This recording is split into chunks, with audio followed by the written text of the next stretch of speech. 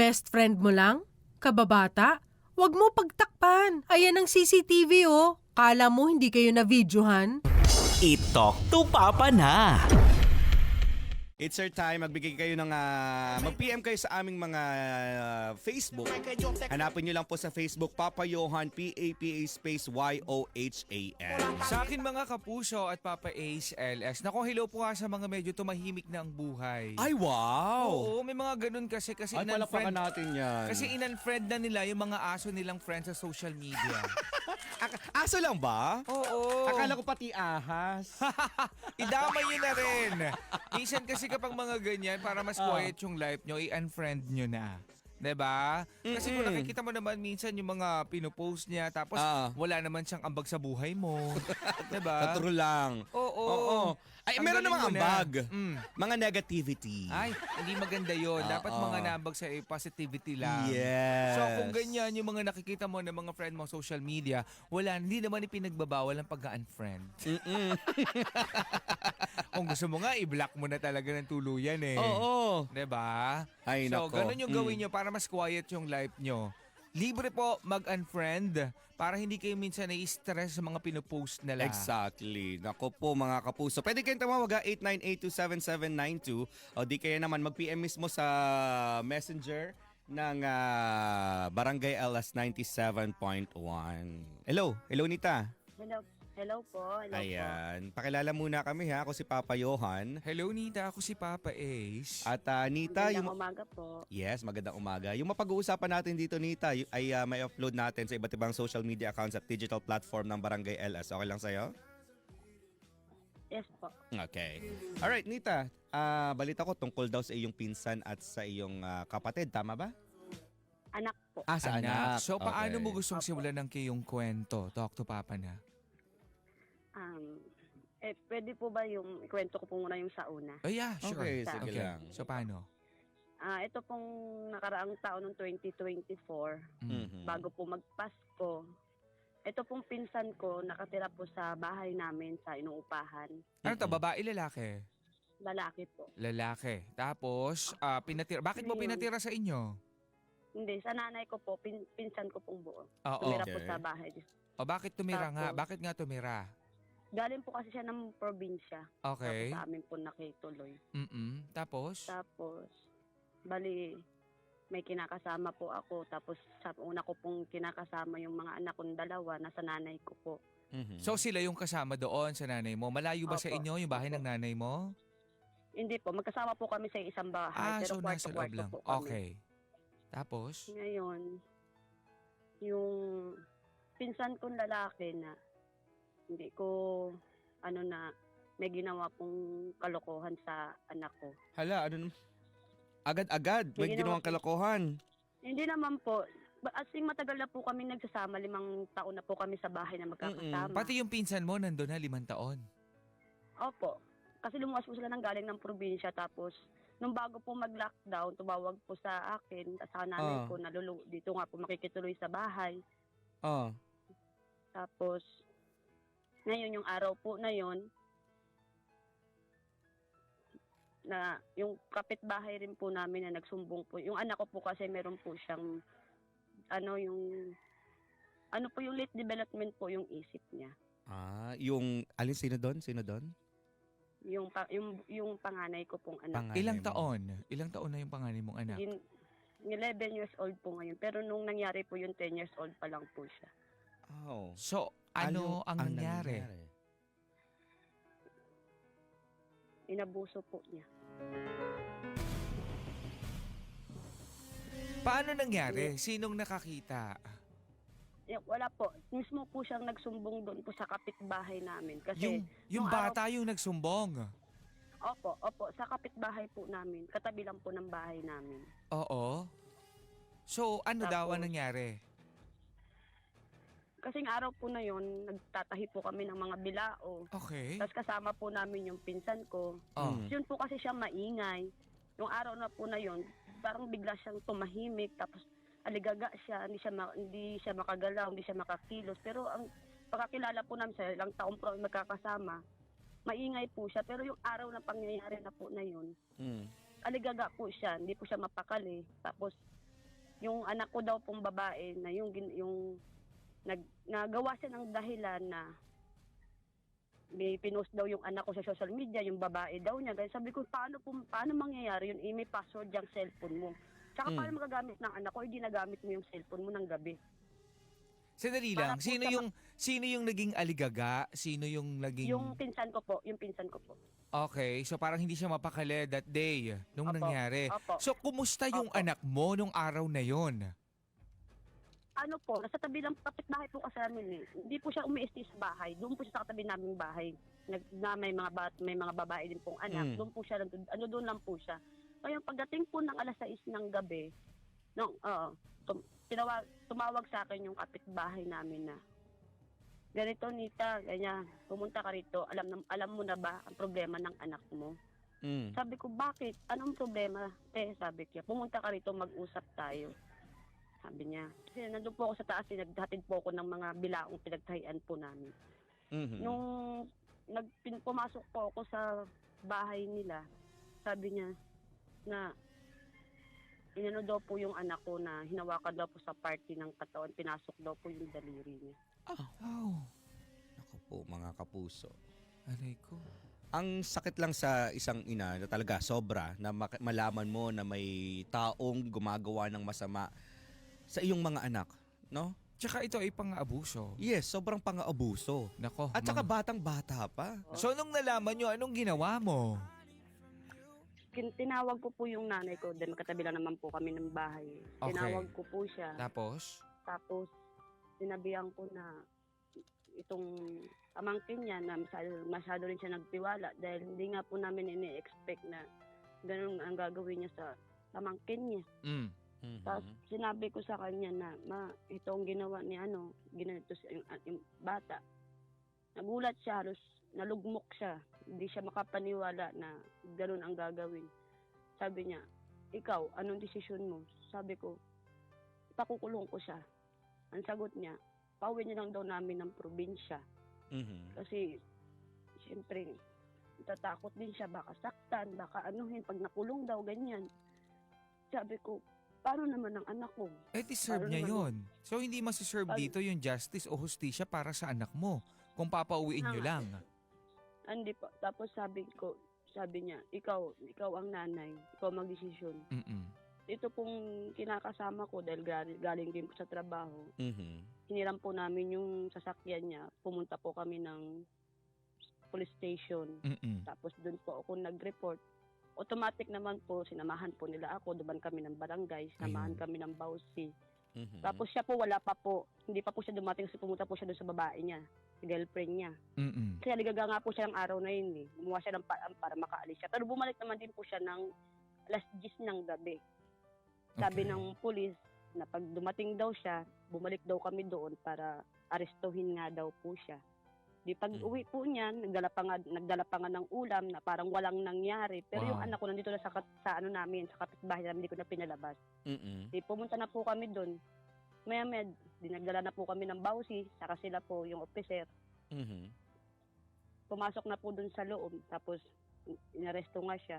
Ang tanong niya, bakit san? Anong ginawa ko? Sabi niya, sige san, kung gusto mo, ipakulong mo ako. Ikaw na ang bahala. Yun, inaresto po siya. Pinamedical po yung anak ko. Pero nagpabalik-balik po kasi kami dahil yung pagpamedical nga sa bata galing po sa Maynila. Tagating po namin dito sa lumang building po. Ang sabi po sa akin ng piskal, na pagkarinig ko sa pag-usapan nila, na late na daw ng, parang lumagpas na ng 24 oras yung kaso. Okay. Tapos sabi ng piskal, magpapiyansa daw po siya ng 280,000 para pansamantalang piyansa lang, pang samantalang kalayaan lang po. Ngayon, umalis na po kami dahil binalik nga po siya dito sa amin hindi pa po siya pinapunta ng City Jail, dito lang po siya sa amin sa City Hall kinulong. Ng December 24 po ng December 18 po yun ng 2024. Tapos pumunta yung kapatid, yung pinsan ko. Nakiusap sa akin na palaya, atras ko daw ang kaso para hindi daw kami magkakamag-anak. Sabi ko kung kamag-anak niya ako, kung tinuturing niya kami kamag-anak. Bakit yung anak ko pa? Malambing sa kanya kasi yung anak ko. Tiwala kami sa kanya ng masama. Sobra.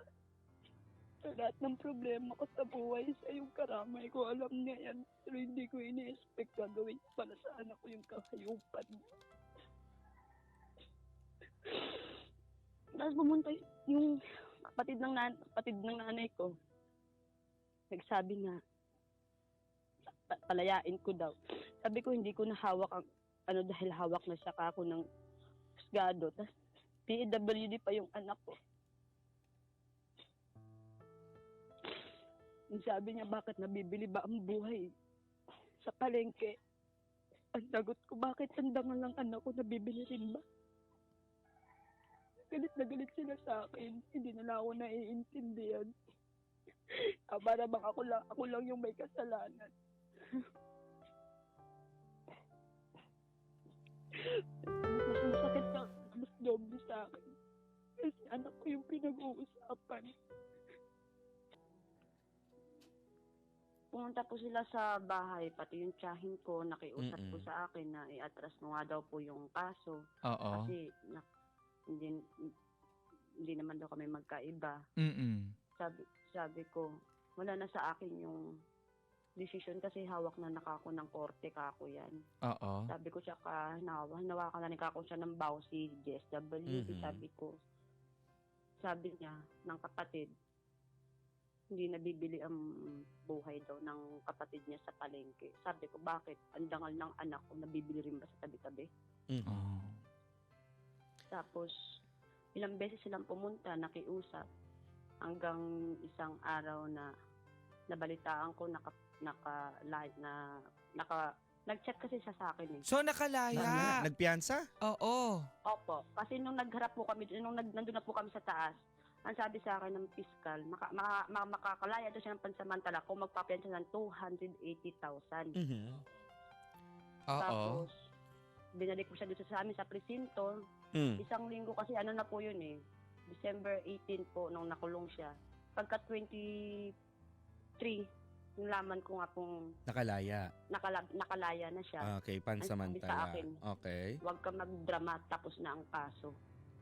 Sabi niya, ingatan mo yung anak mo at baka mawala sa paningin niyo. How? Pagbabanta yun. Opo, yun po. Tapos, kaya po nung nangyari nakalaya siya, nag-usap po kami ng nanay ko na iuwi ko po yung anak ko sa probinsya namin. Doon na lang po mag-aral. Hanggang 7 buwan, merong nagaya sa akin na may nag-offer trabaho sa Maynila na abogado nga daw po at saka attorney yung magiging amo. Kaya po ako nakabalik dito sa Maynila para maitanong ko po kung kamusta na po ba yung kaso ng anak ko, kung gumugugulong pa ba o mayroon pa bang may process pa bang mangyayari dahil mula pong nakalaya siya, wala na po akong balita kung ano na po nangyari sa kaso ng anak ko. Kasi meron pa siya mga pagbabanta. Opo. Tumawag ko sa kuya ko, naka-stay in sa trabaho yung kuya ko na ingatan mo yung pamangkin mo dahil baka mawala na lang sa paningin niyo yan. Meron ba kayong laging pruweba na sinabi niya ito? Ito ba ay true call niya sinabi or message? Nag-chat po sa akin. Chat po. Oo, dapat na-save mo yan. Oo. Opo. Binigay ko na po doon sa sa police station. Doon po sa Anong sabi nila? Another kaso daw po yun.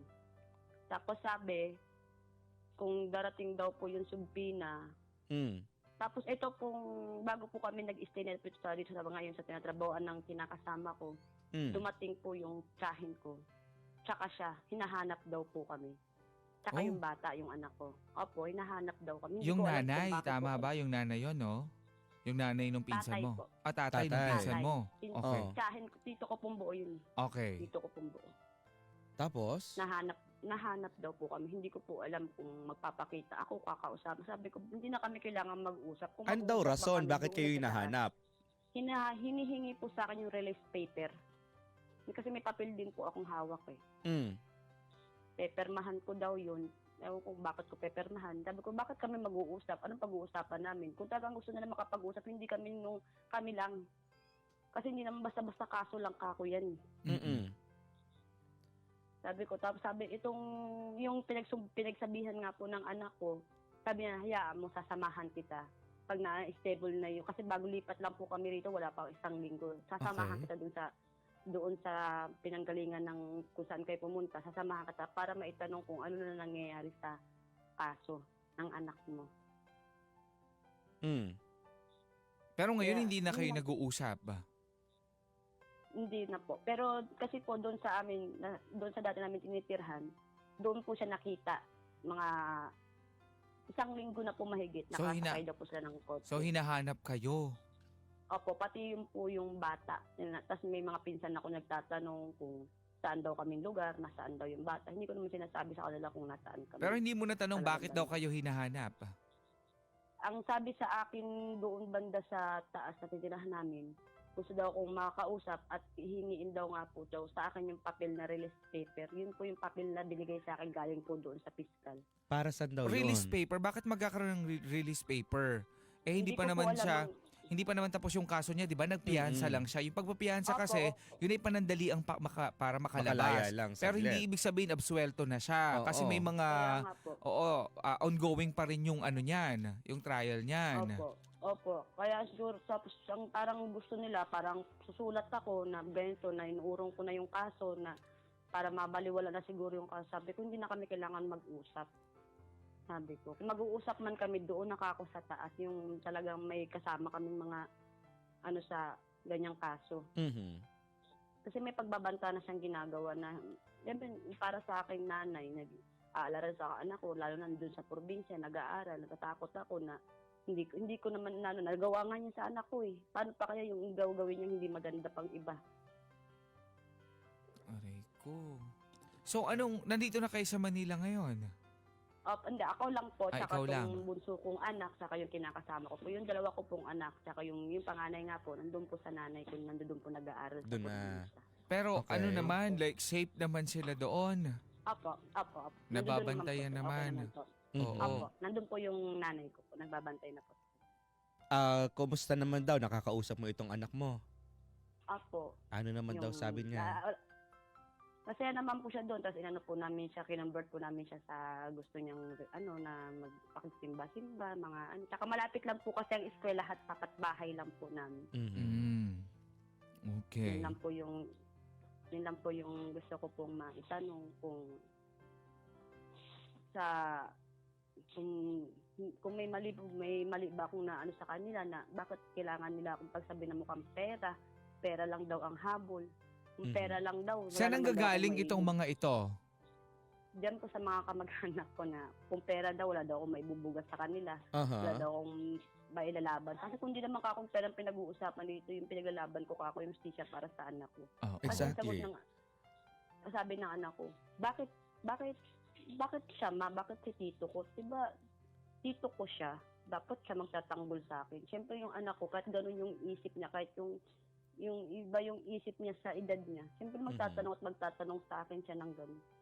Mhm. Sabi niya, umiiyak siya. Sabi nga sa akin ng mga pulis doon galing sa taas, ikaw lang nakita namin na nagpapakulong ng ganyan, na rapist daw na umiiyak. Sabi ko, hindi ko po kasi talaga maisip na gagawin niya sa anak ko yan na gaganyanin niya. Siyempre, hindi siya ibang tao sa akin. Nagtiwala, sobrang tiwala, halos lahat ng pagtitiwala. Nanay ko nagtiwala sa kanya. Yung nanay ko talaga hindi makapaniwala, hindi siya sinilip sa presinto kung ano Mhm. nangyari. Pero nung nangyari yon na nakulong na siya, ako pa po mismo naghatid ng pagkain sa kanya kasi nakikita kong hindi siya nakakakain, hindi siya nakakainom ng tubig. Pero kahit sobrang sakit ng ginawa niya, hindi ko pa rin siyempre, halos wala na siya mainom na tubig. Meron Sabi pa ako bang na ginawa itong mga pamilya na ito? O may mas matindi pa ba? Ayun nga po, yung pumunta lang sa bahay, nagtalo sila ng nanay ko, sana daw, pinapatay na lang daw yung anak Naku niya, po. tapos Mm. pinapakit na lang daw namin. Tapos nagtalo po silang dalawa na bakit ganun ang gagawin, meron namang batas na pwedeng sa kanya. At talagang umaabot sa ganung mga salita ang sinasambit Opo. nila. Opo, bakit hindi na lang daw pinapatay? Dahil kriminal daw, ganito, kriminal naman yung nanay ko, basta pinapatay na lang daw. Sabi ng nanay ko, hindi ako ang ano yan, batas. May batas tayo, kaya nga pinakulong yan eh. Kaya sabi niya, Sabi po ng nanay ko noong una, sabi nga niya, wag na lang daw isambahan. Sabi ko, hindi ako papayag. Paano kung gawin niyo sa iba? Yes. Doon sa mga angkanta Oh, namin. Oo. Paano? At Sabi ko, saka, paano ka ako? karapatan nyo yan. Sabi ko, hindi, ang may isip yung bata, ano yun? Pag may ibang pamilya kaming nakasama o ibang tsuhin pa niya, ginawa ng tsuhin ko ng una, pwede lang gawin itong isa kong tsuhin. Hindi ako papayag ako ng ganun, ma. Gusto ko panagutan yung ginawa niya sa anak ko. Ayan po mga kapuso, Oh, mga sige. kabarangay. Tanungin natin ng Mm-mm. ating mga bida-bida, ano ang masasabi nila kung ano ba yung mga pwede at dapat mo pang gawin. Okay, balikan ka namin mamaya, ha, Opo. Nita? Oo. Alright, mga kapuso, mga kabarangay. Ano po ang masasabi nyo sa kwento ng ating bida na si Nita? Kung kayo ang nasa kalalagayan bilang isang ina, ano ang gagawin nyo sa inyong anak? At ano ang gagawin nyo dito sa taong sobrang nanakit, sa taong abuso. ng abuso sa inyong anak? Comment po ha, Barangay Alas 971 FB page. Ano po ang masasabi nyo? Ano po yung take nyo? At dun sa kanyang, sa inyong mga narinig na kwento galing sa ating bida. Nako, kung kayo man ay nakaranas din ng ganito o kaya naman ang inyong mga anak ay inabuso itong mga mapagsamantalang tao, anong ginawa nyo? Comment tayo ngayon sa Facebook Live ng Barangay Alas 97.1. Ito ang sabi ng ating mga kabarangay, si Julian. Ate, laban lang, wag nyo pong isusuko yung kaso kahit magalit man sila. Dahil naranasan ko din po yung nararanasan nyo ngayon. Napakahirap po sa umpisa, ganyan din po ginawa ng pamangkin ko sa anak ko po. Ora mismo ang pinakulong ko po kahit na magalit yung kapatid ko, hindi ko sila pinakinggan kahit anong pakiusap nila. Pagmamakaawa, hindi ko ibinigay. Kaya ate, masasabi ko lang sa iyo dahil kailangan tayo ng anak natin ngayon. Ito si Jet, for that case po, kahit po kamag-anak mo pa yan, kailangan mo pa rin kasuhan yan. Sa panahon ngayon, wala nang pinipili ang krimen hanggat hinahayaan natin silang gawin, yan, mamimihasa yan. Bilib ako sa tapang mo ate kasi lumalaban ka ng pata. Sabi nga nila, mas matindi gumanti ang karma. Nakakalungkot lang dahil mga relatives mo pa ang nagtotolerate para gawin nila sa iyo yan.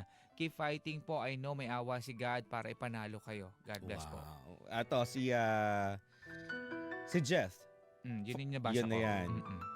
Si Tuna, ate, tama lang yung ginawa mo. Wag ka maka-feel ng bad.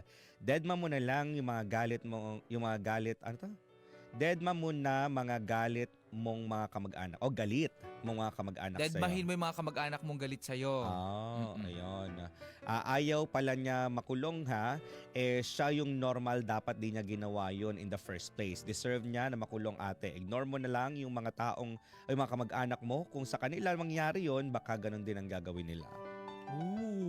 Eto, sabi ni Nening, sabi niya, silent viewer at tagapakinig po ako sa radyo. Nangyari din yun sa anak ko.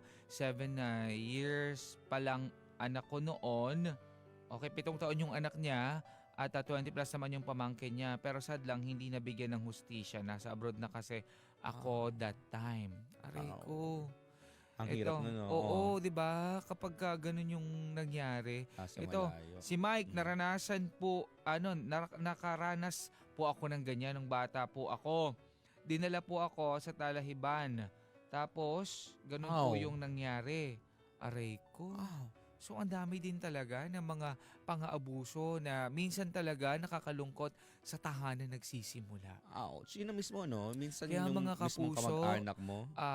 lagi nating bantayan, 'di ba? Number 1 ng mga kababaihan, 'di ba? Sila talaga yung nangangailangan ng sobra-sobrang atensyon. Ito Diba? nga, sabi ni ni Aljo. Good AM po. For me, trial isn't going. Then he treats you and your child. Don't stop to fight for justice. Wala na sa right ang pag-iisip niya. That's better. The better is to fight for it. No, ang hirap lang kasi may mga kabarangay tayong nakaranas ng pang-aabuso. Minsan yung iba nanahimik na lang para wag nang Alam nyo, mapag-usapan. kasi nananahimik sila kasi natatakot sila. Exactly. Diba? Lalong-lalo pa at baka daw mapahiya, ganyan. Pero deserve nyo po yung hustisya. Lahat po tayo deserve yung hustisya. Okay? Hindi po pwede na mananahimik kayo. Kasi kapag nanahimik ka, parang, alam mo to, parang maaari pa kasing maulit sa iba. Yun yung isa sa pinaka nakakalungkot. Mm-mm. Kaya kung meron man po sa inyo nakakaranas ng ganito, ipagbigay alam nyo po sa mga kinauukulan. Okay? At wag tayong matakot.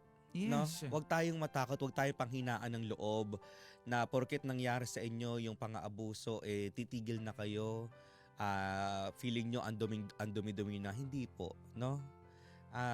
Kami kasi dito naniniwala na habang buhay may pag-asa, no? Para sa mga kapuso natin na yung mga anak nyo naman inaabuso, no? Laban lang, no? Hindi diyan natatapos. Ipaglaban nyo yung karapatan ng inyong mga anak, ipaglaban nyo yung karapatan ng buhay na kumbaga kinukuha sa kanila, na sana maayos yung pag-iisip nila, na sana hindi sila nakakaisip ng mga kung ano-anong mga negativities. No, kapag kasi sila yung nakaranas ng ganyan, iisipin nila kung ano-anong mga negative na no? Yes, yung trauma kasi na bit-bit at dala noon. Mhm. So, good thing lang din at matapang itong ating bida. Mhm. Okay, nakaka-proud na ganyan dapat, 'di ba? Ipaglaban kung ano yung tama, okay? At saka yung hustisya dapat talaga binibigay yan. Binibigay. Okay, dapat nakukuha yan. So, hayaan mo yung mga kamag-anak mo, kahit pa sabihin natin na kamag-anak natin sila, kung ganyan naman, 'di ba, yung mga nasa utak nila, 'di ba? Na gusto nilang makalaya yung may ginawang kasamaan, Mm-mm. hindi tama, hindi natin tinotolerate 'yon. Kaya ituloy mo itong kaso na ito at wag kang titigil hangga't hindi nakukulong. Nakukuha ang hustisya. 'Di ba? Kasi may mga pagbabanta pa eh. Oo, yun nga. Para sa mga kamag-anak na yun na nagbabanta, kung di lang daw pinatay na lang, kumbaga, syempre sa ina, ang sakit din marinig yun sa mga taong kamag-anak mo pa mismo. No, nagsasabi ng mga kabulastugan, ng mga kasamaang Minsan kasi Oo. talaga, sa Oo. totoo lang, yung mga kamag-anak pa natin, yung pinaka kontrabida sa buhay natin. Maraming Mm-mm. ganon, 'di ba? Mhm. Pero hindi naman lahat, okay? Hindi naman Pero lahat. marami din talaga na ganon. Yes. Comment pa rin tayo ngayon sa Facebook Live ng Barangay LS 97.1. Ano pa ang masasabi nyo sa kwento ng ating bida? At para doon naman sa mga kamag-anak, ano nyo rin ang masasabi nyo sa kanila? No, ako kasi nanggigigil ako doon sa mga kamag-anak. Hindi porket kamag-anak kayo iuurong na agad yung kaso. Kasi pag tinolerate nyo yung anak nyo, kayo rin mismo, kumbaga parang kayo na rin mismo tinolerate nyo yung anak, yung Oo. ginawa ng anak nyo. Walang masamang i-cut off, mag-cut off ng kamag-anak kapag ganyan yung Mm-mm. ugali. Hindi porket kamag-anak nyo hindi nyo nilalabanan. Hindi porket kamag-anak nyo tatalikuran nyo na lang. Papabayaan nyo na lang. Kailangan yung lumaban. Kasi Kung kinakailangang mag-detach sa mga kamag-anak, why not? Mm-mm. 'Di ba? Kesa naman na nakakagawa sila ng ganito tapos tinotolerate lang natin. Exactly. Kasi kapag pinabayaan nyo yan, so parang parang tinolerate nyo yung ginawa niya. Mhm. 'Di ba? Ito, sabi ni Mona, tama lang yung ginawa mo ate, na ipakulong siya para wala nang mabiktima at makagawa pa o magawa sa ibang bata ang kababaihan. Sarili niya nga kadugo binastos niya, paano pa kaya sa ibang tao? Baka nga hindi lang kulong ang inabot niyan. Naku. Ito si Aliana, huwag kang papayag ate na hindi mabigyan ng hustisya ang nangyari sa anak mo.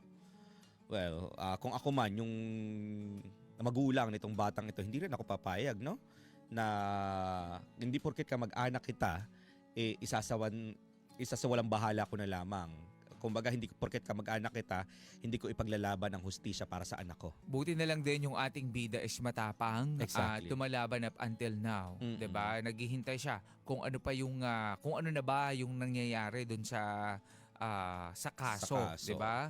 At grabe din kasi talaga yung dulot nito sa mental health ng bata, for sure. Mm-mm. At ikaw, Nita, bilang isang ina, huwag ka rin sanang mapagod bilang o na magpakamagulang dito sa anak mo, ipaglaban mo.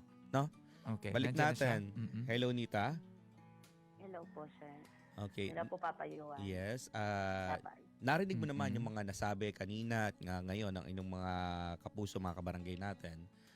Ano ang masasabi mo dito? Kung sakali man po na dumating po yung oras na sa muling aarap po namin. Hindi ko naman po na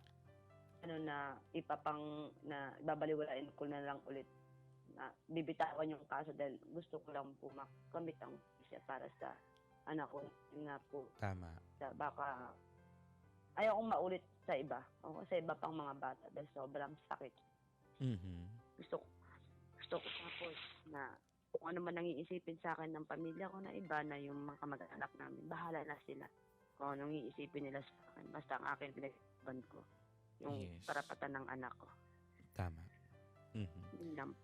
Bawat nakikinig itong mga kamag-anak mo na ito at saka itong lalaking gumawa ng masama dito sa anak mo, anong gusto mong sabihin sa kanila? Alam mo naman siguro kung naririnig mo ko, at alam kong naririnig mo ko. Ayusin mo yung buhay mo, Dan. Kasi ang sakit ng ginawa mo sa akin. Tiwala ako sa'yo. Buong tiwala ko sa'yo.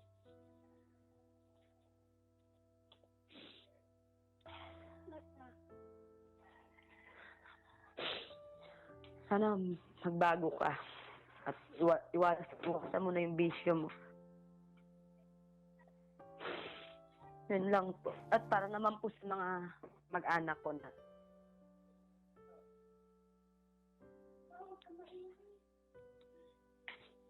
Hello po. Sige, Sige anong gusto po, mong sabihin sa kanila?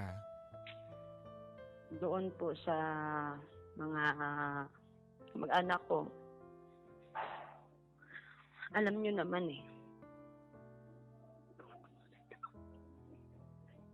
na ano lang yung pinaglalaban ko para sa bata, sa anak ko, sa pamangkin nyo, sa mga apo nyo. Sana intindihin nyo na lang po ako. Intindihin nyo ako dahil nanay din kayo. Nang lagi ko sinasabi paano kung sa inyo ginawa o sa mga apo nyo iba dyan.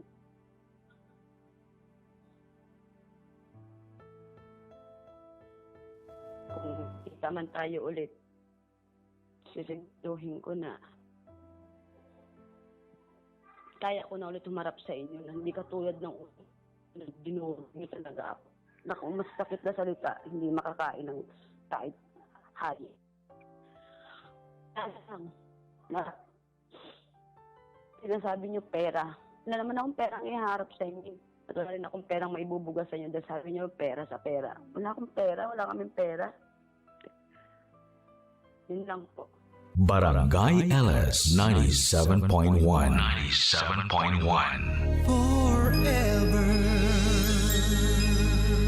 Number 1.